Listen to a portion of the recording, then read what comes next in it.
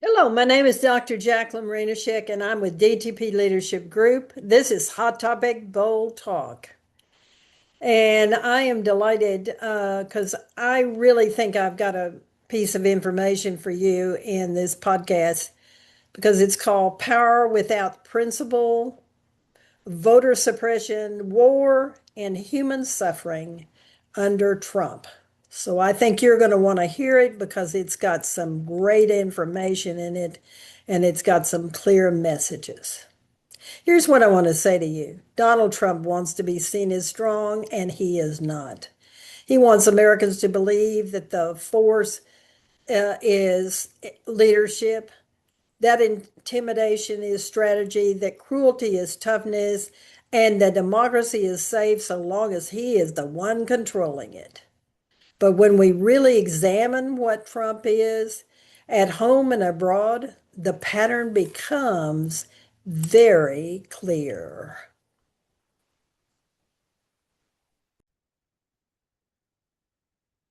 I think the clarity is this. He's a egocentric, narcissistic person who has a style that is not making the United States safe, free, or respected. It is making this country more brittle, more divided, more authoritarian, and more dangerous for millions of people here and around the world. The best place to begin is with the act that is so non-safe, yet it's called the Safe American Act. Because this one bill tells us almost everything we need to know about Trump's methodology about controlling things. It begins with a lie. It's wrapped into a patriotic language. It targets a problem that barely exists, and then it creates real obstacles for real people. Obstacles that could strip millions of Americans of one of their most essential rights, and that is the right to vote. So let's start with a very simple question. Do you have your original birth certificate handy? Do you even know where it is? Not a copy somewhere you think you maybe have in a drawer, or maybe you think it's in the attic in a box? Not something your parents might have had 20 years ago?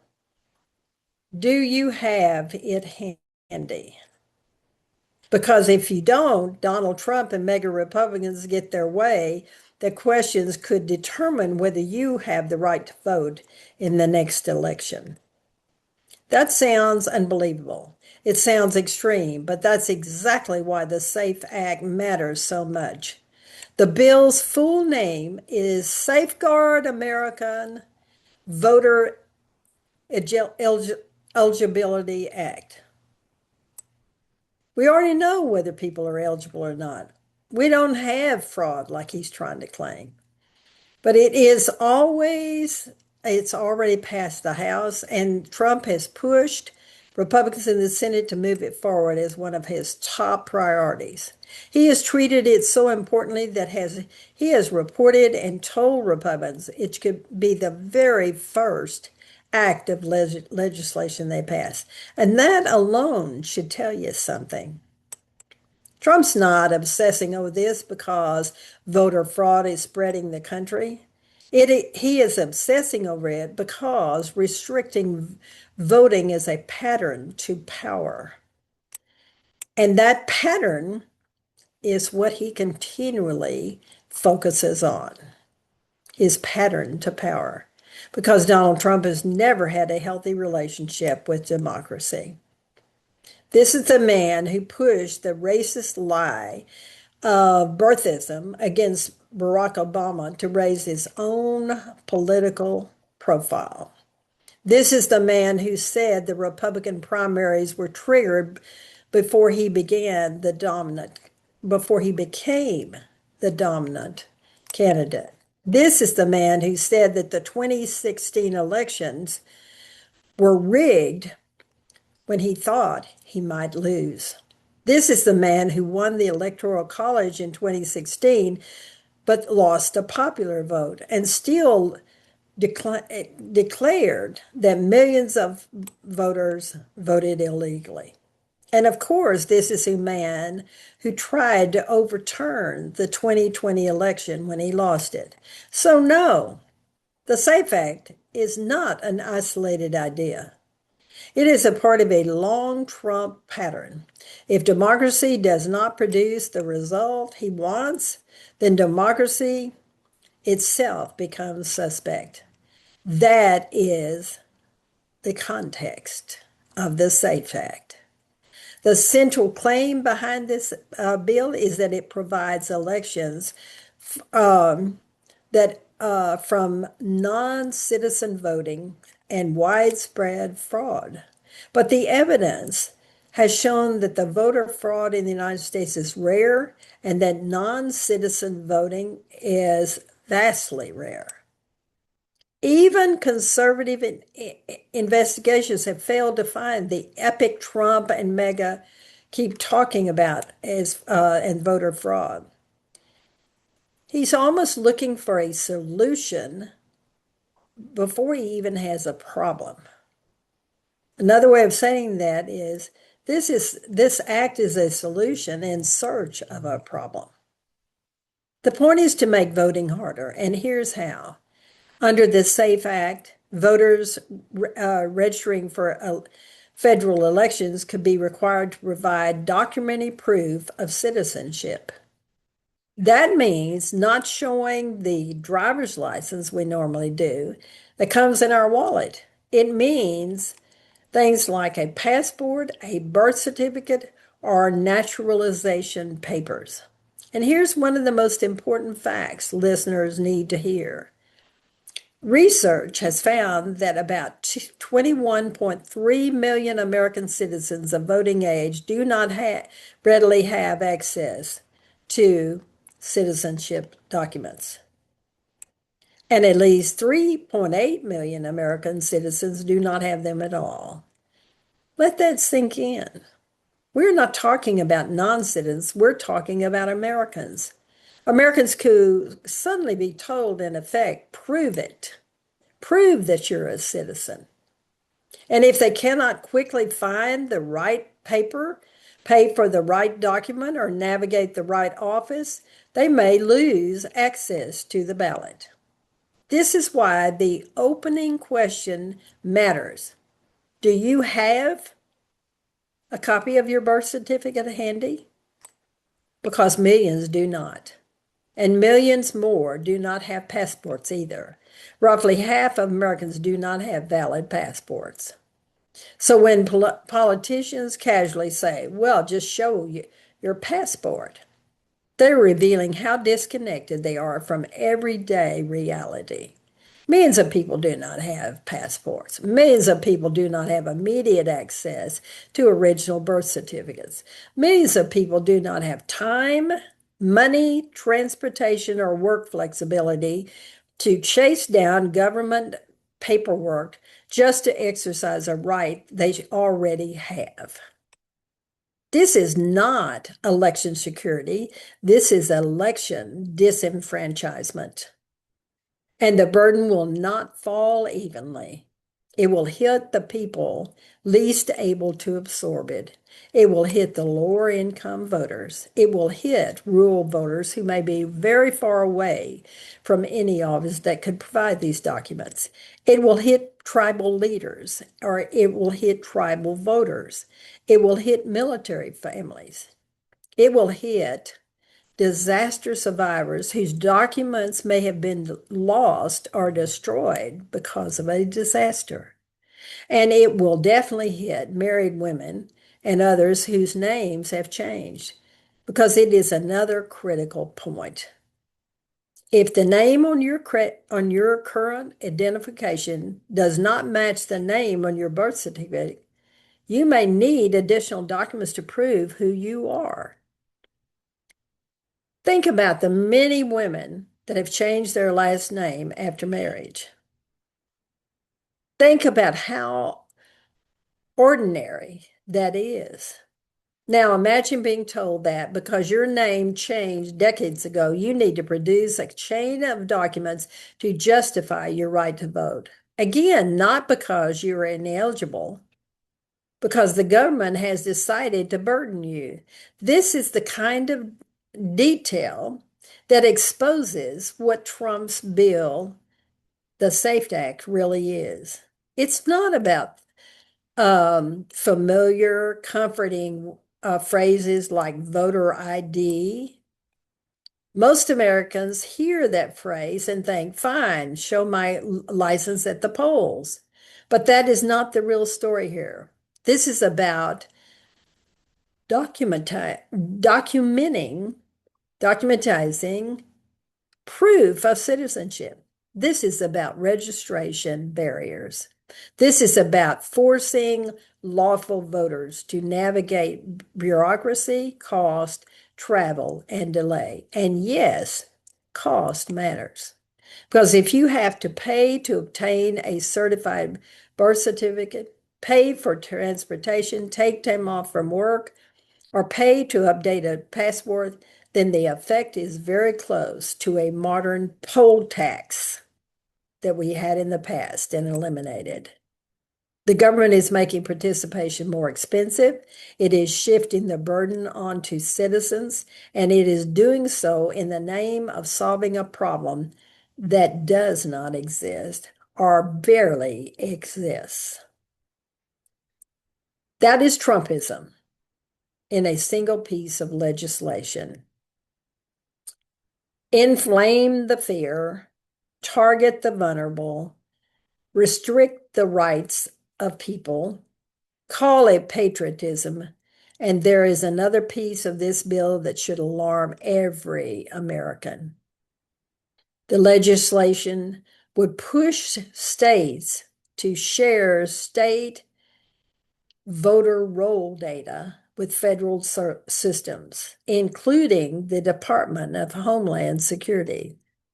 That should raise immediate questions for you. What will they do with that data? How secure will it be? How will it be matched? How many errors will be made?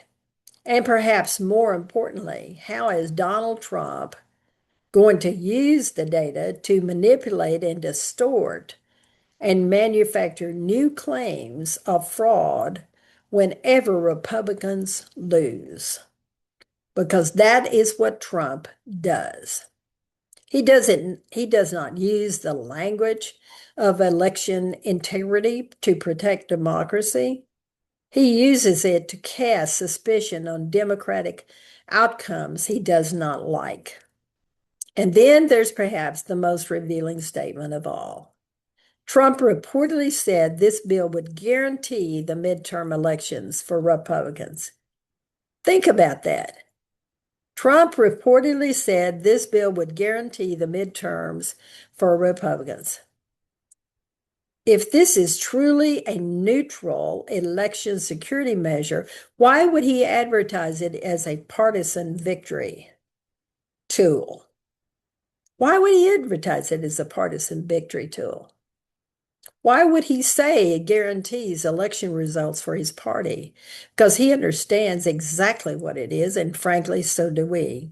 This is not about preserving democracy. This is about managing it, restricting it, controlling who gets through the gate. And there is a larger contradiction here that he also needs to be exposed. If Trump truly cares about protecting democracy, he might fight the corruption caused by unlimited money in politics. He might challenge the damage done by Citizens United, the Supreme Court case that opened the floodgates to corporate spending and dark money. But that is not what he wants to protect.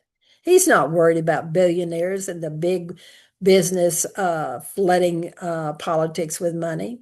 He's worried about ordinary citizens flooding elections with votes. That contrast tells you everything. This is not a movement against corruption. He's corrupt himself. He's a billionaire now. He was not when he came into office. He sued so many people and he's got so much money, it is ridiculous. So his movement is against participation of American citizens. So that is his domestic front. That is what he's fighting in the United States. That is the power grab that he's attempting to do here at home. But Trump's cruelty and chaos do not stop at the water's edge, because abroad the same pattern repeats, the same recklessness, the same assumption that other people will absorb the cost of his decisions. Think of the number of people that have died already, of Americans who've died in this war of his in Iran. And nowhere is that clear right now. There's no question about it. That people die for Trump in the war with Iran, because there are many, many people that do not support that are citizens of the United States. Trump has tried to sound fearless and dominant about this conflict. He reportedly said to a reporter that he did not need help from allies and that he was not afraid of anything when asked about the possibility of a long-term war involving U.S. troops on the ground. But bravado is not a strategy. Boasting is not a strategy. And boasting is not planning. And the facts on the ground show something very different. The war has destabilized an entire region that did not want this conflict. It has endangered countries that were trying to avoid being dragged into it. It has strained alliances. It has disrupted energy markets, and it threatens to hammer Americans economically at home. One of the most revealing responses came from an emirate brilliant man who's a billionaire. Habtoor made some very clear public criticism of Trump and asked a question that many in the Gulf were asking quietly. Who gave Trump the authority to drag their region into the war? Did he calculate the collateral damage? Did he think who would suffer first? These questions matter because Gulf nations had spent years trying to balance delicate relationships with the United States, with Israel, and with Iran. They wanted stability. They wanted business. They wanted safety. Instead, they found themselves threatened by missiles and drone attacks, with airports, hotels, and infrastructure under damage and danger because of a war they did not choose. And that criticism struck a nerve precisely because it reflects a deeper truth. Trump's style of leadership is being experienced abroad not as reassuring strength, but as a disabling ego. He is a disabling ego. Habtoor later softened his remarks and said he blamed Trump, but blamed the Iranians more. Even that retreat is revealing. It shows the bind that these countries are in that region. They may resent the chaos Washington helped unleash. They may be furious at the cost, but they still depend on an American defense system and relationships. This is not trust. This is entrapment. And perhaps Habtoor's conclusion was also most revealing. He said, there are no friends in this situation, only interest. He said that there are no friends, only interests. I want you to think about that for a moment, how revealing that is about Trump.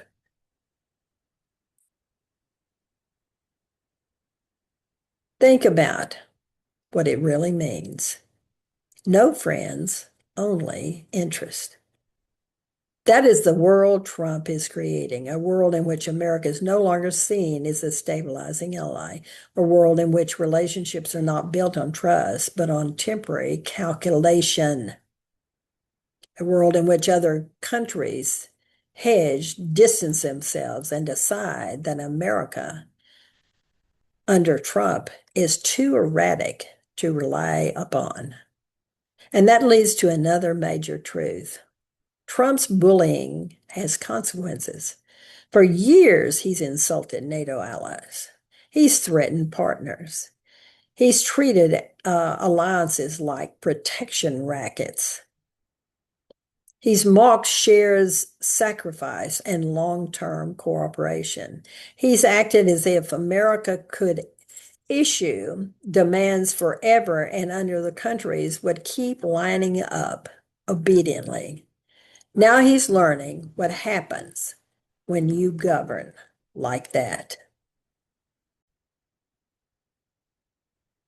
Again, I want to say to you, Trump is acting as if America could issue demands forever and other countries would keep lining up obediently.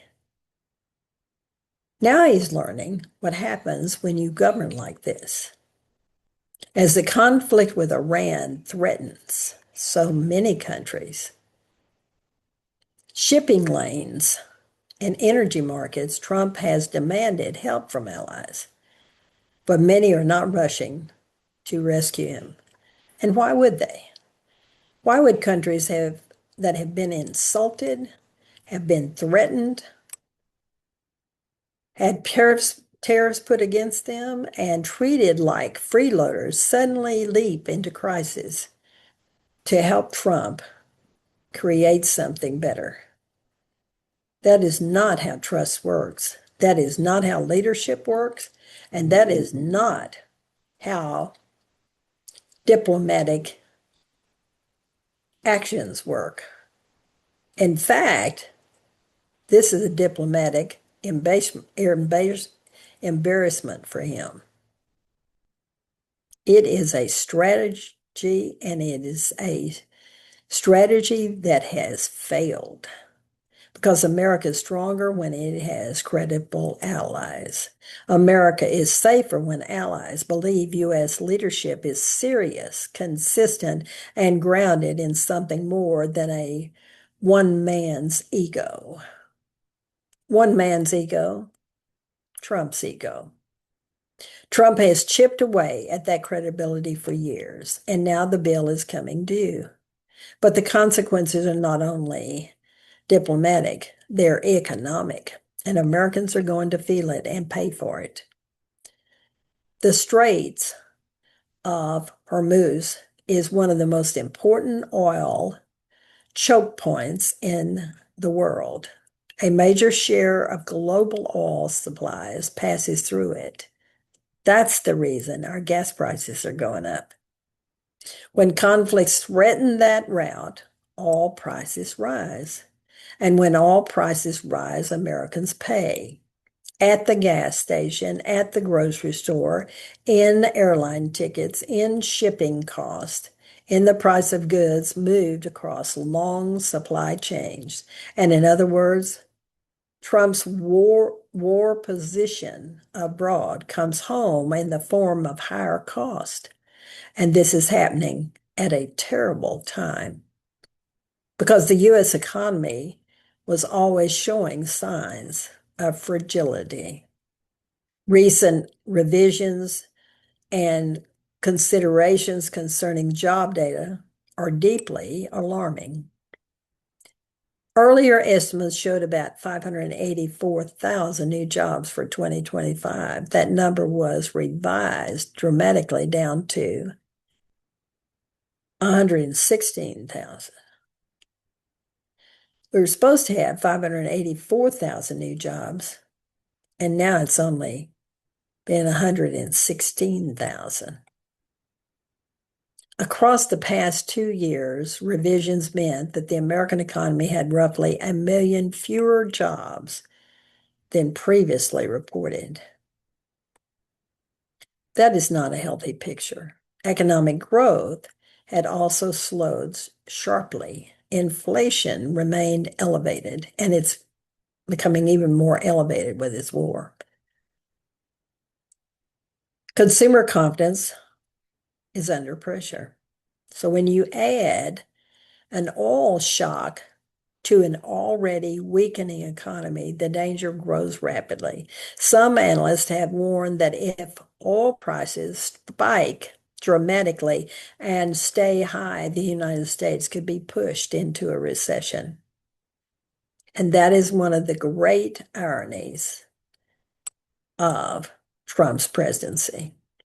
He campaigned as a guy who would make life more affordable. He rode discontent over inflation and higher prices back into power, and yet his own choices, tariffs, instability, deportation related to labor disruption, and now war-driven energy shocks are helping create new reasons for Americans to worry about prices. That is the pattern with Trump. He sells strength, he delivers chaos, he sells certainty, he delivers crisis, he sells protection, and ordinary people end up paying the bill. That is true at home. It is true in foreign policy, and it is true in our public life more broadly. Because Trump has also done something morally corruptive inside the United States. He has made open racism, open xenophobia, and open Islamophobia feel speakable again in mainstream politics. So that's the reason you're hearing Congress people make outrageous statements that are very Islamophobia or xenophobia. Now, let's be honest. Trump didn't invite and Trump did not invent hatred. He certainly invited it into the public arena. He did not invent hatred. He didn't invent racism. He didn't invent Islamophobia. But he gave these forces a megaphone, legitimacy, and political rewards when they spoke out. He moved them closer to the center of public life. He taught politicians and media figures that cruelty could earn attention, applause, donations, and power. And we are seeing the results. Republican officials have made outrageous public statements attacking Muslims. They have been openly suggesting that Muslims should not be a part of American society. There has been talk not just of suspicion, but exclusion. This is not a misunderstanding. It is a strategy. It is a way of defining who belongs and who does not. That is exactly what the SAFE Act is doing. Who belongs and who does not? It's really clear. It is a way of turning fear into political energy. It is a way of making bigotry look like strength, but it is not strength. It is weakness. It is cowardliness. It is the politics of humiliation, and it carries real consequences. When elected officials normalize hatred, they are not just making noise. They are telling Muslim children in this country that their safety and dignity are a condition. They are conditional for them to be safe or have dignity in our country. They're telling immigrant families that no matter how hard they work or how fully they contribute to our country, someone in power may still treat them like the enemy. They are telling communities of color that their belonging can be questioned whenever it is politically a problem. If it's politically convenient, minority groups can be attacked. And that's what happened in Trump's campaign. And that is deeply un-American. Trump's attacks on immigrants fit squarely into that same framework because this administration's cruelty is not just rhetorical. It has victims, it has institutions, it has communities that are suffering. And one of the most powerful stories in that regard is the story of Norma, Sister Norma Pimentel. For years, as an executive director of the Catholic Charities of Rio Grande Valley, she helped transform the humanitarian respite center in McAllen, Texas, into a place of refuge. This center served more than 100,000 migrants.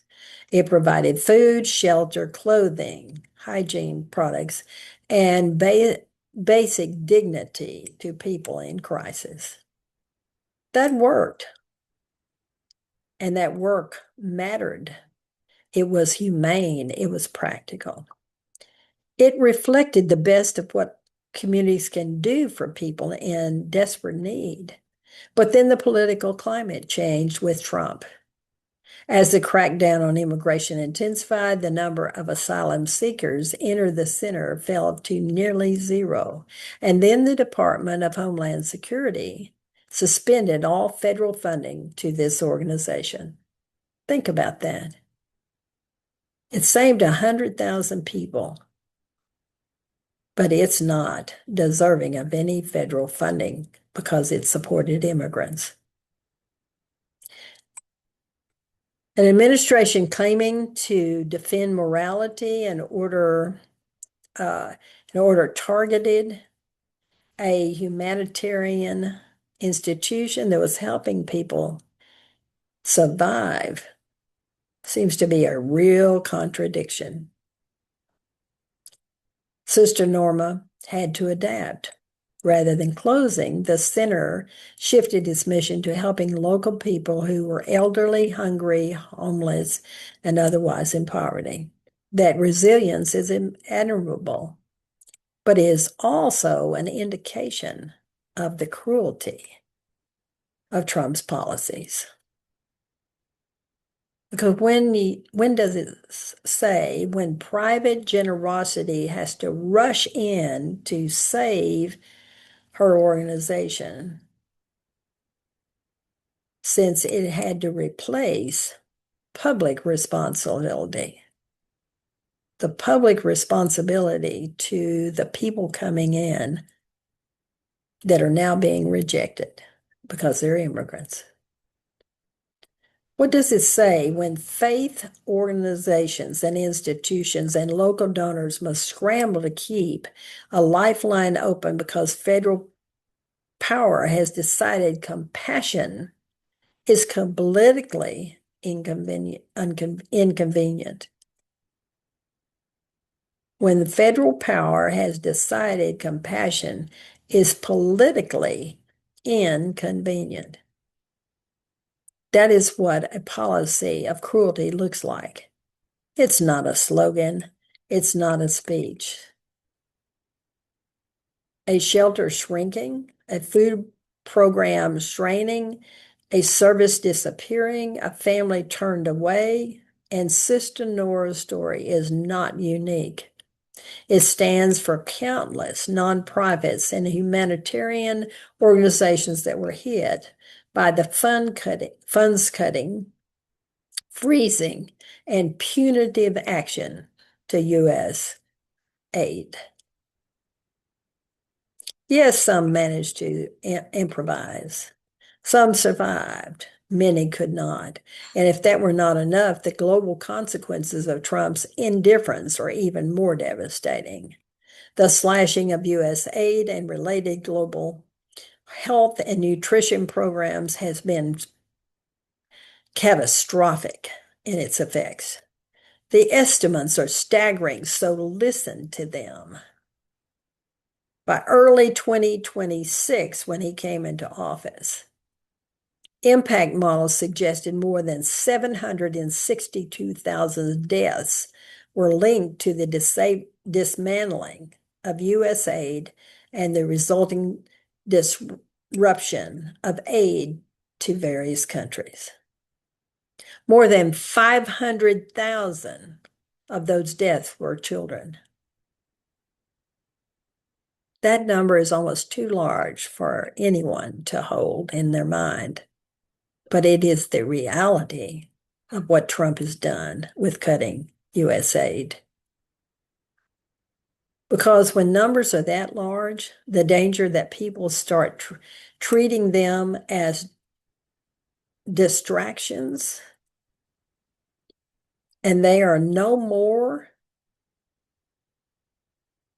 than people that can be ignored. They become an abstraction. They are human lives. They are children who died from malnutrition.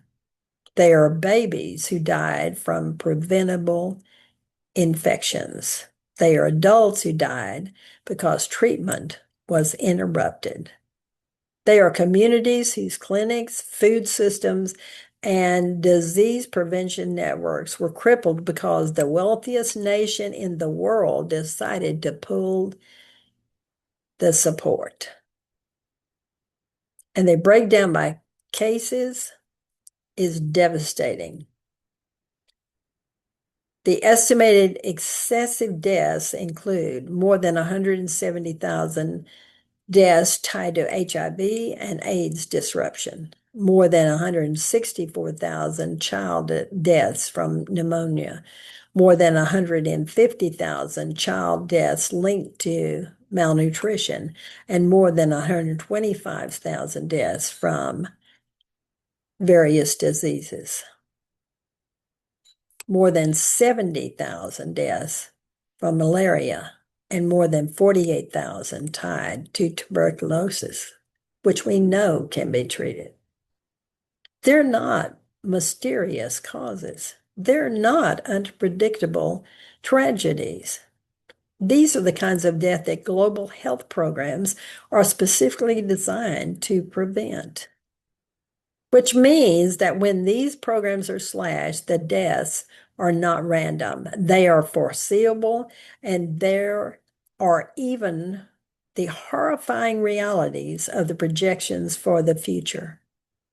Researchers have warned if these cuts remain in place, they could lead to 14 million additional deaths globally by 2030, including 4.5 million children under the age of 5. Think about that. How many children do you know that are under the age of 5? And in the world, we're going to see 4.5 million children under the age of 5 die by 2030 if these cuts that Trump has implemented stay intact. These are millions of preventable deaths. Children dying not because the world lacks the tools to save them, but because the political will was withdrawn. This is not financial prudence. This is not efficiency. It is a moral failure on a massive scale. And the pattern here should sound familiar by now. At home, Trump narrows democracy. At the border, he targets mercy. In public rhetoric, he rewards hatred. Abroad, he alienates allies and destables regions. In global health, he cuts systems that keep vulnerable people alive. And every There are different arenas everywhere. Some governing worldview. The worldview says power matters more than people. The worldview says empathy is an unacceptable feeling, and it is weak to have it. The worldview says suffering is acceptable so long as the right enemies are being punished. The right enemies are being punished. That one is hard for me to say when I think about the millions of children and all the things that have happened with immigrants in our country. That is why all of these stories belong in the same podcast, the same episode, because they are connected. They are not disconnected. The SAFE Act is not separate from the attacks on the immigrants. The war in Iran is not separate from the economic pain Americans are feeling. The bigotry toward Muslims is not separated from the culture of dehumanization Trump has cultivated. The slashing of U.S. aid is now not separate from the broader contempt by him for vulnerable lives. It is all one story. It is a politics that he has designed to include exclusion, humiliation, and to be dominant. And that is why Trump's favorite image of strength is so false. Real strength does not create fear in voters or about voters coming to the polls. Real strength does not need to make citizens hurt for papers in order to vote. Real strength does not bully allies until they stop trusting you. Real strength does not demonize minorities to energize a political base, and that's what he's done. Real strength does not create humanitarian disasters and then prevent the victims from really receiving what they need. Not only that, pretending that the victims do not matter at all. Real strength protects democracy. Real strength builds truth. Real strength uses power responsibly. Real strength understands that leadership is not about being everyone else and having them absorb the cost of this one man's ego, Trump. Rather, he has to accept the cost that he has created in all of our lives. And that brings us to the central phrase of this episode. Show me your papers. Prove to me you are a citizen of the United States. Sounds bureaucratic, but it carries a whole ideology inside itself. Prove that you belong. Prove that you are entitled to rights. Prove that your existence is legitimate. Prove yourself again and again to the power. And once a politic starts organizing itself around that kind of logic, it does not stop with voting. It spreads to immigrants, to minorities, to dissenters, to foreigners, to the poor, to anyone who can be pushed outside the circle of care. That is the danger of Trumpism. Not just that it is rude, loud, chaotic, but that it teaches the country to accept exclusion as a normal and cruelty as strength. So the deeper question for all of us is to accept that the SAFE Act cannot be passed. It is not just whether all prices spike further. It is not just whether one more Republican says something openly hateful. The deeper question is, what kind of country are we willing to become? Are we going to be a democracy confident enough to protect voter rights and widen participation? Are we going to be a country that burdens lawful citizens with paperwork and suspicion? Are we going to be a nation that values alliances, democracy, and stability? Or one that lets one man's ego drag the world closer to chaos? Are we going to reject racism and Islamophobia as cowardly and un-American, or xenophobia as cowardly or American? Or are we going to let them grow louder because they are politically useful? Are we going to treat humanitarian aid, immigrant support, and healthcare as an expression of basic human responsibility? Or are we going to allow cruelty to be masqueraded as discipline and let suffering become invisible? Donald Trump has made his answer very clear.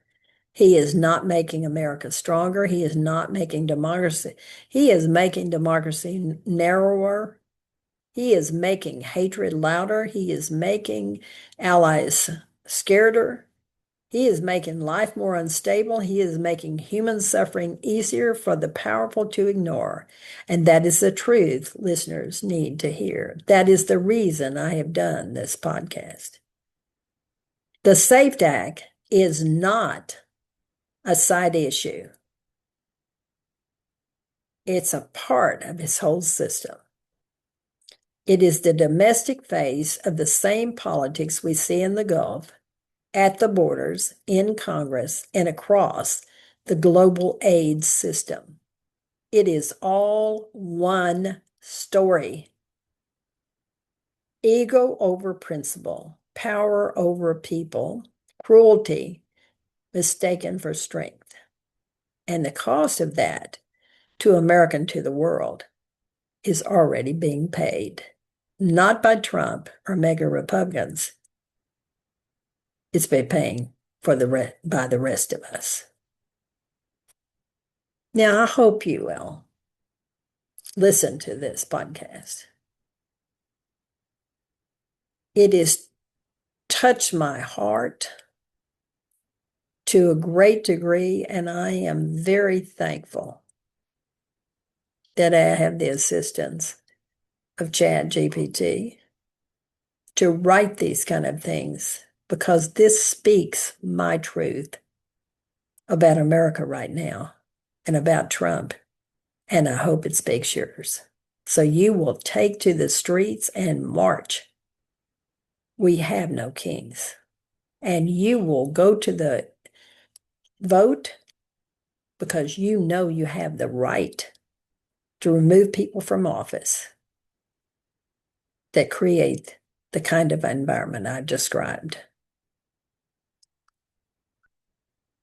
I have decided that the more $5 people who support me on a monthly basis, those that do that, I will start a once a month discussion about issues, and it'll be an open forum where people can ask questions or discuss things or try to find answers that could help us get out of this mess. So I hope you will support me on a monthly basis. Thank you for listening.